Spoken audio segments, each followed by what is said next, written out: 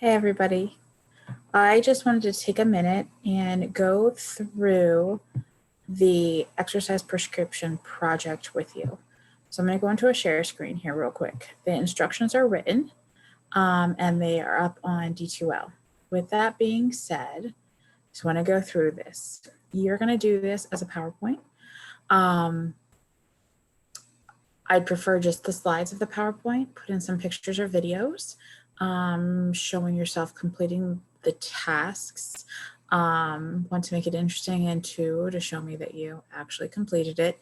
Do not be worried about video quality. If they're selfies, that's absolutely fine.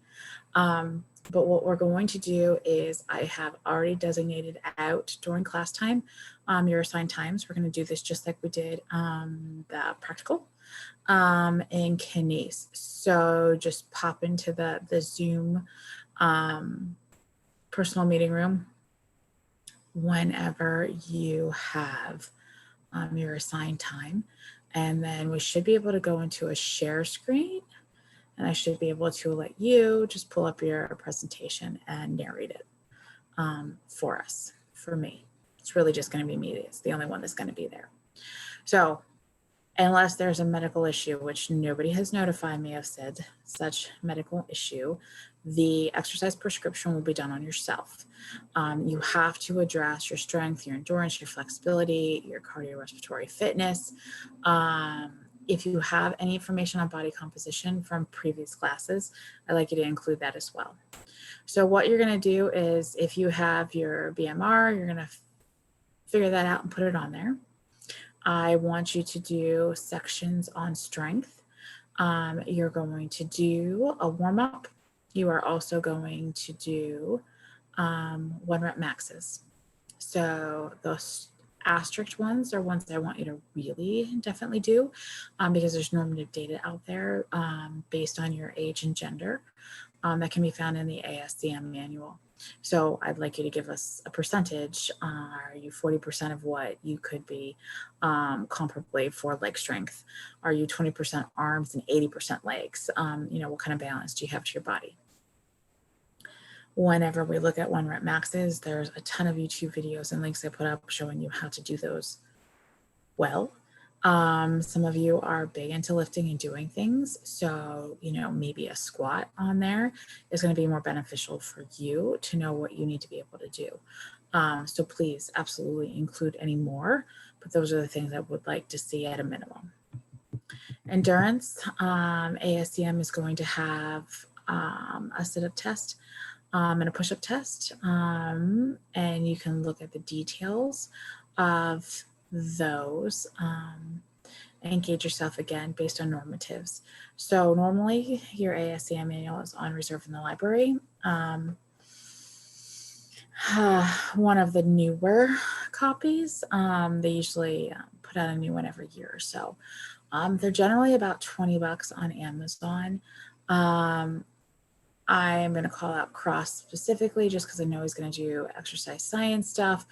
If you're going on to grad school in some of these realms, it would just make sense to pick up that book. I will go ahead and try and make copies and then upload the copies to a separate link in this so that you may use those to figure out push-up, sit-up. But it also has really nice narration of some of the cardiorespiratory tests as well. It's just a very handy little book as far as procedures go. So I wouldn't tell you not to get it. Flexibility, there's a sit and reach. Anything that's a comparable test. Some of them are, you sit down and you measure on the floor with a yardstick or a tape measure. So there's a lot of different ways to do that. So find a reputable test and attempt to complete that at home. Normally I bring the box up to the class and we would just do it there. But again, not an option right now. If anybody has access to a dynamometer, Go ahead and grab your grip strength. A dynamometer you've seen pictures of is to measure the group. There's 5 positions. Most all of them are done from position number 2 when we're looking at normative data. I know, like Leanne, your mom's an OT, you very well. She might be able to snag one and bring it home for you to do. The rest of you, if you do not have access to it, it is what it is. Just write down you were not able to complete. Okay. The VO2 max. This is where I will take off mega points on your project. You have to do 2 tests. Let me say that again. 2 tests. One is a field test. So we talked about the, 12-minute walk test, or you walk 1.5 miles and you calculate out time. That is going to be one of the tests that you do. The second test has got to be either a bike test or a treadmill test, or a step test that is going to be much more definitive. What I want to know is to get similar readings, like how close is it for you? And then go back and look at your normatives, like where you stand in the world. Are you fit, or are you a complete slacker? So those are going to be the things I need you to look at. After you've talked about the tests and what you've done and how you got your data, then we have to sit down after we know what that baseline is, and you need to set goals. I'm going to tell you need at least 3 short-term and 3 long-term goals, and you have to address things. If you're super strong, but you're really not flexible and your cardiovascular fitness is crap, maybe you want to focus on those.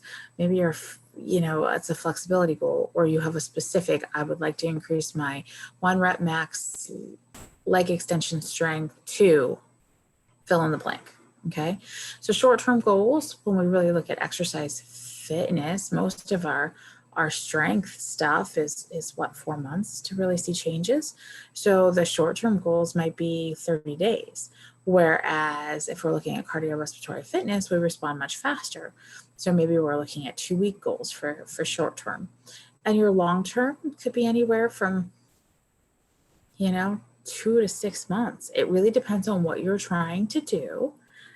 If your goal is to complete a marathon in 4 hours and 10 minutes, if that's your long-term goal, like what is the reasonable training regimen you would like to see? So set it up for the ideal, but set it up that you are coming back. What are you doing? You're probably going to remeasure what you are trying to change, right? But choose things based on what the science says. If you're trying to tell me you want to increase your leg lift by, 200% inside of 3 weeks, we recognize that that's not reasonable. So again, justify what you've chosen, base it on the science. That'll give us where we are. Then tell me how you're going to do it. I want to know, if you're trying to increase your ability to bike and all you're going to do is run, what's the transition there? So tell me what you're going to do, how you're going to do it, when you're going to do it. How would you go back and reevaluate things? And I want you to specifically address the specificity overload. And, we need to talk about the reversibility. What happens if we don't? So again, keep it to 15 minutes. Do it as a PowerPoint so that we can share the screen. Don't worry about recording said PowerPoint. I would much rather you have a conversation with me and go through the slides, and we'll figure out where we're at. So that exercise prescription will be not completed paper form. We're going to do it via the presentation with me on Zoom. Your days and times are already assigned, and they are scheduled during class time. So I would assume we would be without issue to complete. All right. There you go. Any questions? You know the drill. Find me.